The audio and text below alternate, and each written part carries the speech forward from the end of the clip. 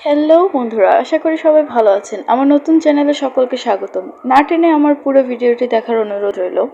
প্রথমে আপনাকে আমার ভিডিওটিতে একটি লাইক দিয়ে পাশে থাকা সাবস্ক্রাইব বাটনে ক্লিক করে বেল আইকনের অল অপশনটি সিলেক্ট করে দিতে হবে।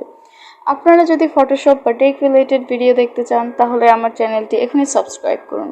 সকলকে আমার ভিডিও দেখার জন্য অনেক ধন্যবাদ।